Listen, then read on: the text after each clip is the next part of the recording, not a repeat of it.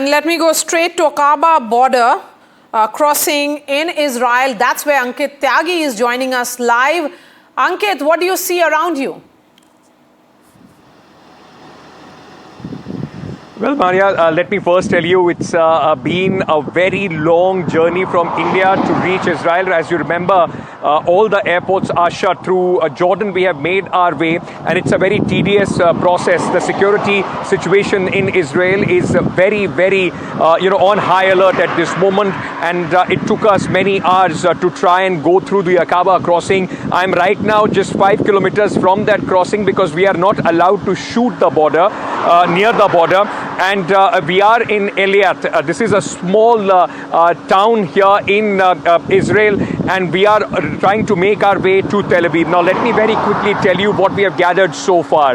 A new spate, a new wave of missiles from both sides. In fact, the Israeli Defense Forces have said that there were certain drones, about 40 of those, which were launched by Iran, which have been shot down by the air defenses of Israel. Meanwhile, Iran also says that Israel is now attacking their civilians. Here in Israel, the security situation is on a heightened alert. Largely from where I am in the south end of the city because all the other border crossings, which are closer to Jerusalem and Tel Aviv, are closed today. And we have tried to come all the way from Amman to the southern end of Israel, now making our way towards Tel Aviv. Tel Aviv and areas near that are the ones which are extremely affected. In fact, Eilat is one town where a hospital few days back we were told, was attacked by the Iranian missiles. It was targeted. Since then, in this area, at least so far, there hasn't been a major activity of drones and missiles coming in from Iran. But as you go closer to Tel Aviv, that's where the entire damage is. It is also the main targeted area. Iranians on the other side have been saying that if United States now enters, because remember, Donald Trump administration has said they will take 2 weeks before they decide whether they want to jump into this conflict or not. They are saying if Donald Trump or America jumps into this conflict, this is going to be, in fact, a very long, bloody conflict that both the countries are going to endure. On the other hand, the IDF has said they are preparing for a long haul, a long conflict with Iran till the time the nuclear capabilities of Iran are absolutely wiped out. So what we are expecting here is another round. There have been, in fact, instructions given to us as soon as we cross the border to be wary of the siren. As soon as that, is sounded off, you have to leave your car, run off the highway, and, there are shelters. I will show you where I'm standing.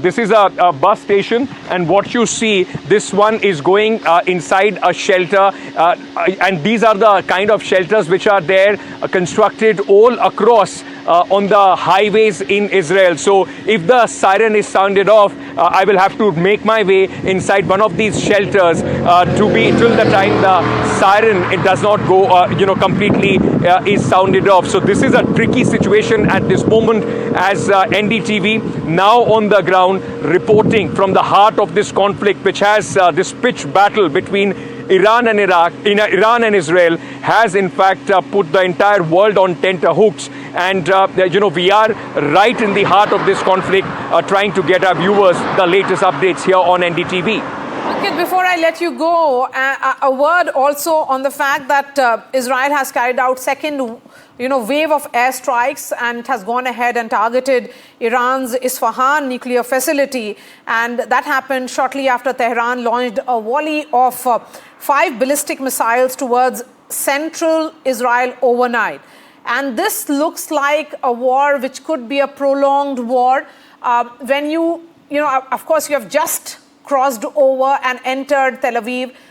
When you were entering and crossing the Aqaba border, what was the sense among the people, that they are prepared for a long haul? One thing that you get when you enter Israel, that the population here is more or less mentally prepared for these kind of actions because of many years of training and the mindset that people have here.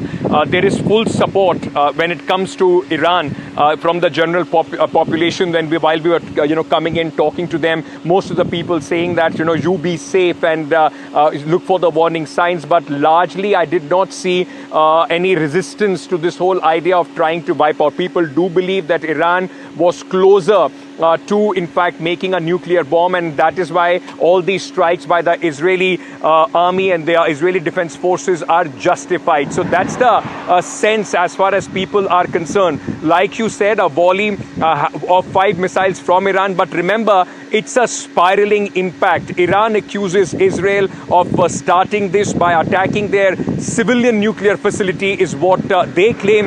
On the other hand, Israel says that for their own safety and for the safety of this entire region, these were preventive strikes that they took on Iran's nuclear facilities. Like you mentioned, Ifshahan, one of the largest nuclear facility as far as Iran is concerned, though Iranians say that there hasn't been much damage to the actual structure of the nuclear facility, but Israel has made their attempt, their idea, their resolve very clear. They will not stop till the time they wipe out Iran's nuclear capability, nuclear uranium enriching capacity of Iran. On the other hand, Iranians have also dug in, and they are in fact trying to responding to every attack that comes from Israel. So it's a viral, it's a spiral, a vortex that both these countries now find themselves in.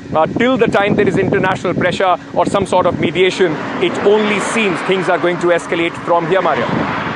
Ankit Tyagi, really appreciate your time. Ankit there, entering the war zone. Ankit, wear your helmet and stay protected and stay safe.